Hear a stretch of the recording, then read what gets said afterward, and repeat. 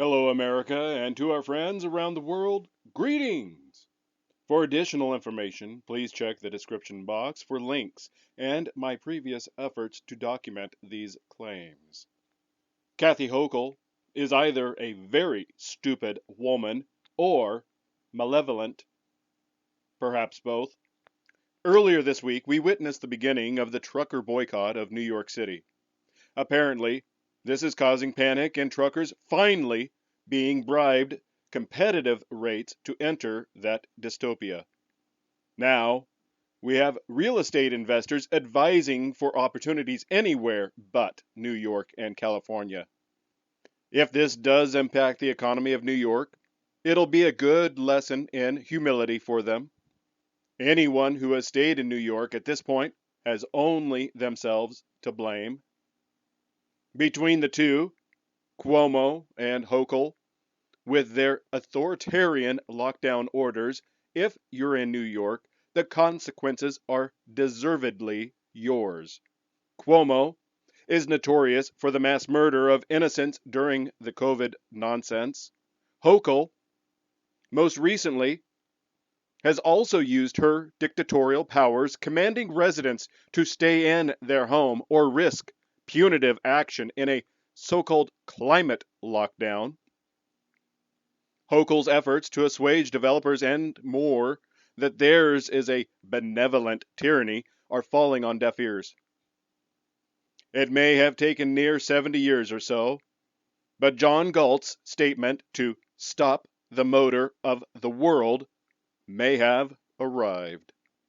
21 February 2024.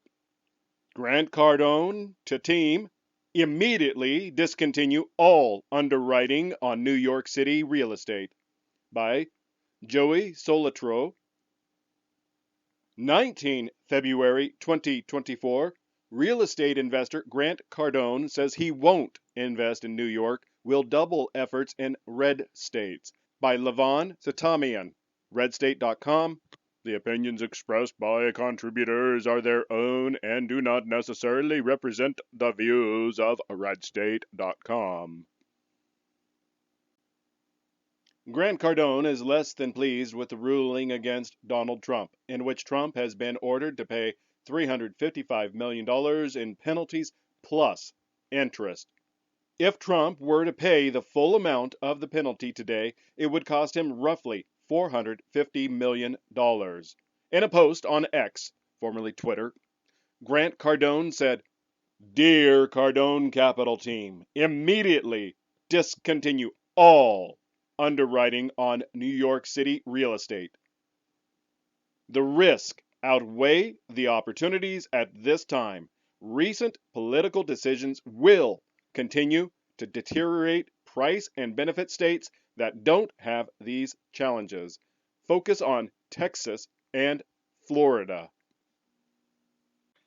Cardone's comments echo what Kevin O'Leary said in a recent interview, calling the decision to find Trump unjust, appalling, and un-American.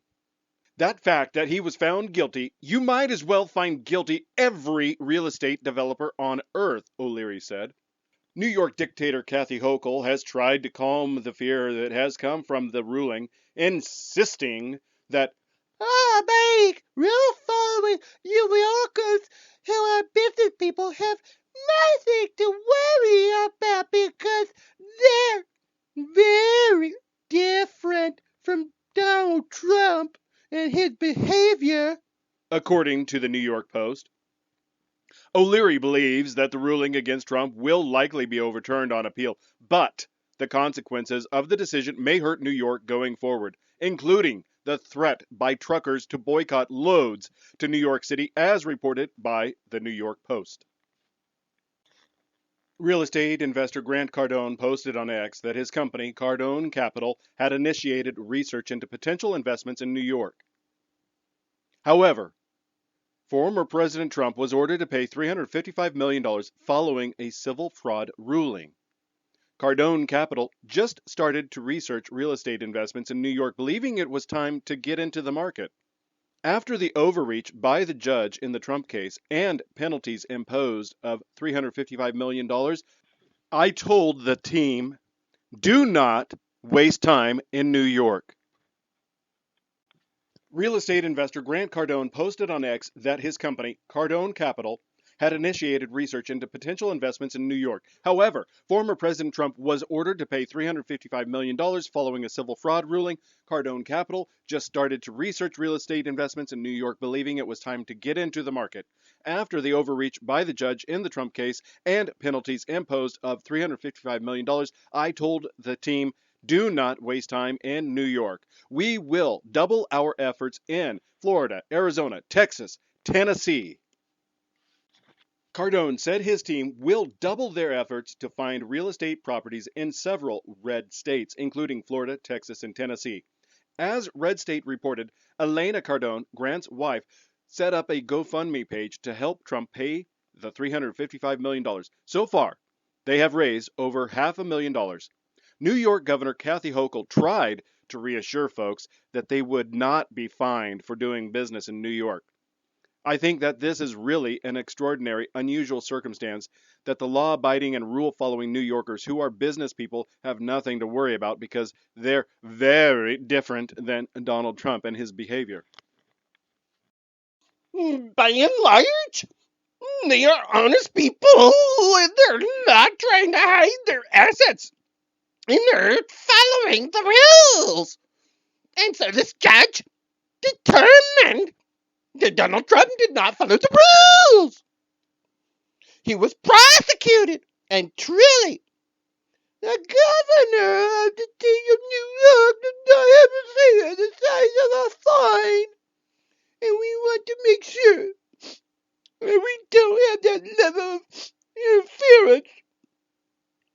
Well, it does not seem like her message is resonating with real estate investors and other entrepreneurs. Cardone is well known in the real estate industry and seems to have many connections, which could hurt New York more than some might think.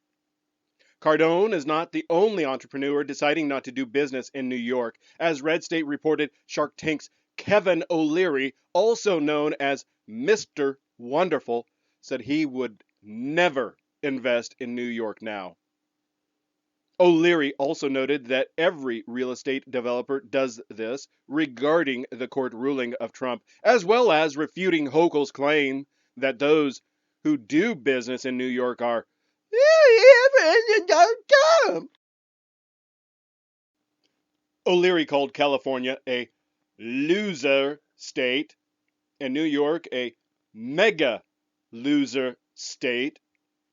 Instead, he will invest in red states such as North Dakota, Oklahoma, and West Virginia. Leadership matters as red states are gaining more investors and entrepreneurs, while blue states are seeing a population and business exodus. The last frame I've included was a snapshot of a Twitter post in regards to Kevin O'Leary's comments. All other links are in the description. Thank you for your time.